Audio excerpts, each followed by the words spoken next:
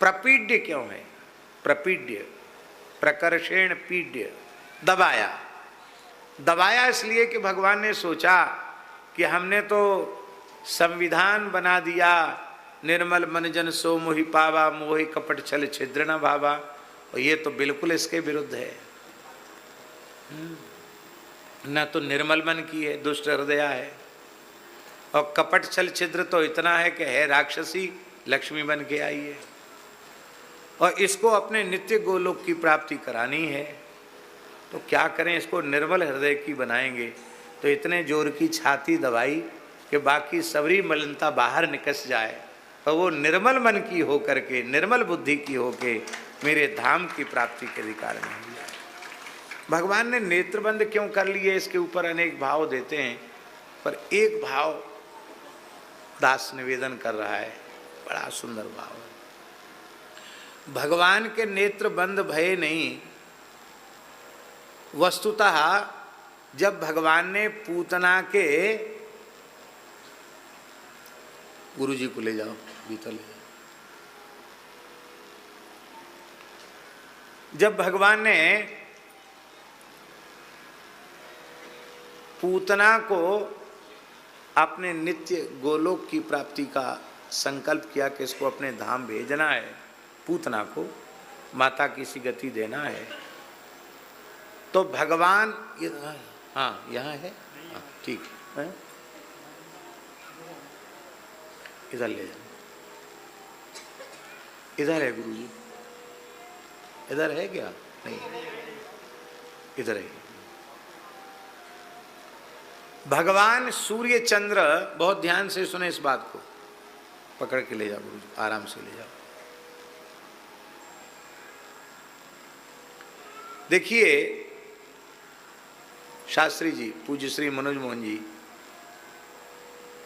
दो ही द्वार हैं, एक सूर्य द्वारेण ते यान्ति, अर्चिरादि मार्ग, सूर्य द्वार, सूर्य मंडल का भेदन करके और वो मोक्ष प्राप्त करते हैं। दूसरा है चंद्रमंडल का भेदन करके। तो चंद्रमंडल से होकर के जो जाते हैं, चांद्रमंडल से होकर के जब जाते हैं तो वो फिर लौट के आते हैं, और सूर्यमंडल का भेदन करके जाते हैं तो लौट के नहीं आते हैं। तो भगवान सूर्य ने अपना द्वार बंद कर दिया, भगवान का ये नेत्र ही सूर्य द्वार है, ये बंद हो गया। बोले या अवतार में हमारी पुत्री यमुना को पाणी ग्रहण करवे के ताई ठाकुर जी प्रकट भये, ये हमारे जमाई की जान लेवे के लिए आई है। यासों ऐसी दुष्ट हृदया पूतना को अपने मार्गसों में नहीं जान दूंगो। या लिए सूर्य ने अपनो द्वार बंद कर दियो, क्योंकि चंद्रमा मनसो जातस चक्षो हो सूर्यो अजाए, तो चक्षो हो सूर्यो अजाए, तो दोनों नेत्र बंद हो गए। तब भगवान ने सोचा कि इसको चलो चंद्र मार्ग से भेज दें, उत्तम लोकों में तो भेज ही दें। तो चंद्रमा मनसो जाता है, तो मन में विराजमान चंद्रमा ने कही कि जब सूर्य ने अपना मार्ग रोक दिया तो आप तो हमारे ही खानदान में प्रकट भये चंद्रवंश में, और आपको ही ये समाप्त करना चाहती है। मैं तो हरगिज भी अपने मार्ग से इसकी सदगति नहीं होने दूंगा। अब सूर्य चंद्र मार्ग दोनों बंद हो गए, अब नरक तो भेजना नहीं है उसको। तीसरा मार्ग तमो मार्ग है, एक सूर्य मार्ग, एक चंद्र मार्ग, तीसरा तमो मार्ग। तो तमो मार्ग में तो भेजना नहीं, क्यों? श्री कृष्ण का स्पर्श और दर्शन कर चुकी है, वो भला नरक क्यों जाएगी? तब श्री ठाकुर जी ने विचार किया, इसे अब किस मार्ग से भेजना है। इसी गहन विचार में उनकी आंख बंद हो गई, ध्यान समाधि लग गई। बोले जिस जीव के कल्याण के सभी मार्ग बंद हो जाएं, उसको मैं अपनी कृपा के मार्ग से अपने धाम में भेजता हूँ। यही है पोषण का मार्ग, पोषणस तदनुग्रह, भगवान की कृपा का मार्ग।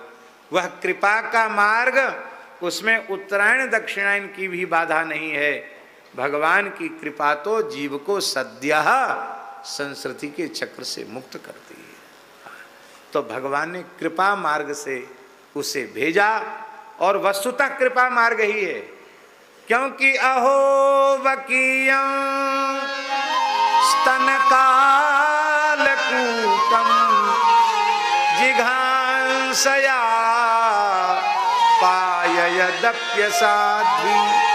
लेभे गतिं धातृचितां ततोऽन्यं कम्बा दयालुं शरणं व्रजे। इन श्री कृष्ण से बढ़कर कौन कृपालु दयालु है जिसकी शरण में जाया जाए। कम्बा दयालु शरणं व्रजे। विनय पत्रिका में गई मारन पूतना, गई मारन पूतना, कुछ काल कूट लगा, कुछ काल कूट लगा। मातु की गति ताहि दीनी, मातु की गति ताहि,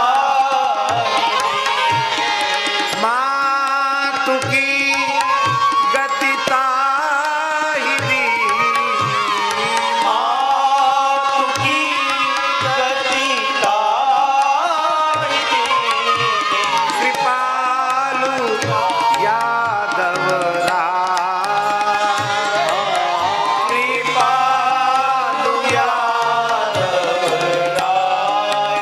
ऐसी कौन हरि की रीति, ऐसी कौन हरि की हाँ, कौन हरि की रीति, कौन हरि ऐसी कौन हरि की रीति, ऐसी कौन हरि। भगवान ने पूतना का उद्धार किया। पूतना के शरीर का खंड खंड करके सर्वसम्मति से है सैकड़ों हजारों चिताएं लगा करके दाह संस्कार किया गया। दशों दिशाएं उसके धूम के गंध से सुरभित हो उठी। सिद्धों को आकाश में विस्मय हुआ। इस रक्तपान करने वाली बाल हत्यारिणी पूतना के शरीर से दिव्य सुगंध आ रही है। लगता है देखो भगवान के संस्पर्श की, भगवान के दर्शन की कितनी अद्भुत महिमा है कि इसका यह अत्यंत तमोगुणी देह भी अत्यंत दिव्य हो गया। ये भगवान के स्पर्श की महिमा है, भगवान की कृपा करुणा की महिमा। हमारे डॉक्टर चौहान जी बहुत अच्छे सुप्रसिद्ध डॉक्टर हैं। आओ विराजो।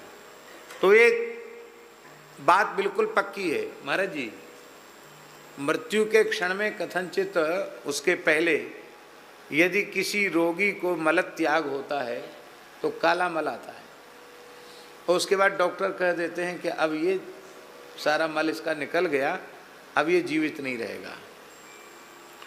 और जो काला मल आता है वो चिकित्सकों के अनुसार इतना अधिक दुर्गंधित होता है कि बहुत, मैंने उसको हम बता नहीं सकते कितना दुर्गंधित होता है। तो सारी गंदगी है। उसके बाद फिर रोगी 1 दिन जिए 2 दिन जिए वो अलग बात है, लेकिन इसके बाद फिर रोगी जीवित नहीं रहता, मल पर शरीर टिका हुआ है। सत्य घटना है, आप लोग सब ध्यान से सुनेंगे। पूज्य पंडित श्री गया प्रसाद जी महाराज गिरिराज जी वारे बाबा सरकार अपनी अंतिम लीला में थे और कई दिनों से उनको शौच नहीं हुआ था और भगवत धाम प्रयाण के 3 दिन पहले उनको मल त्याग हुआ। डॉक्टर पारीक जी आगरा वाले वो उपस्थित थे। उनकी मल की दिव्य सुगंध से पूरा मंदिर गमक उठा। वो रोमांचित हो गए। उन्होंने हमको बताया, बोले महाराज जी हम लोग चिकित्सक हैं, हम लोग जानते हैं उस मल में इतनी दुर्गंध होती है कि पूरा मास्क वास्क लगा के, आप भी तो जानते होंगे इस बात को, ये भी डॉक्टर हैं भरत जी, बहुत गंदी मतलब उसमें क्योंकि वो कितने समय का जमा हुआ मल होता है, भयंकर दुर्गंध होती है। तो डॉक्टर पारिक जी ने कहा महाराज जी दिव्य सुगंध, जैसे कोई एक विलक्षण प्रकार की दिव्य सुगंध उसमें से आई। तब बोले हमको समाधान हो गया कि ये भजन की महिमा है कि इस महापुरुष के मलमूत्र भी दिव्य हो गए। एक घटना देखी सुनी हुई, हमारे काल में ही घटित हुई, लेकिन सुनी हुई प्रामाणिक व्यक्ति के द्वारा। दूसरी घटना प्रत्यक्ष देखी हुई। यहाँ कौन सा हॉस्पिटल है, नहीं ब्रिज हेल्थ केयर है, एक उसके पहले एक और है, लक्ष्मी लाइफ लाइन जो भी है, लक्ष्मी शब्द है उसमें। उस हॉस्पिटल में पूज्य गुरुदेव भक्त माली जी महाराज को कुछ बाद में पर ब्रिज हेल्थ केयर में गए, तो वहाँ भी महाराज जी को कई दिनों से ठीक से पेट साफ नहीं हुआ था, और उसी दिन पूज्य स्वामी श्री राम शर्मा जी गए थे, और उसी समय महाराज जी को वो विशेष मात्रा में मल त्याग हुआ। अभी भी वो डॉक्टर हैं उपाध्याय। पूरा हॉस्पिटल दिव्य सुगंध से भर गया, और डॉक्टर तो वो बोले कि अब महाराज जी का शरीर नहीं रहेगा, क्योंकि लेकिन आश्चर्य की बात है इसमें सुगंध कैसे है, मल में सुगंध कैसे, मल में तो सुगंध किसी के नहीं होती। फिर उस प्रकार के मल में जो आयु पूरी हो गई इसका सूचक है, उसमें सुगंध कैसे है। पर डॉक्टर का विज्ञान वहाँ कहाँ पहुँचने वाला था। और पूज्य स्वामी श्री राम शर्मा जी पहुँचे तो महाराज जी से पूछा महाराज जी कैसे हो आप। तो महाराज जी बड़े आनंदित होकर के बोले बहुत आनंद में, और बोले रास बिहारी जी की जय। क्या बोले, रास, दोनों हाथ खड़े करके। तो स्वामी जी तो बालवत स्वभाव थे, स्वामी जी नाचने लगे। अरे बोले आप कह रहे महाराज जी की तबीयत खराब है, देखो महाराज जी जय जयकार कर रहे हैं, हंस रहे हैं। फिर बोले हमको अब ले चलो, स्वामी जी से बोले महाराज जी हमको मलुक पीठ ले चलो। पर क्या करें, ये पंडित जी जबरदस्ती यहाँ रखे हुए हैं। तो फिर महाराज जी को लेके हम लोग मलुक पीठ आ गए।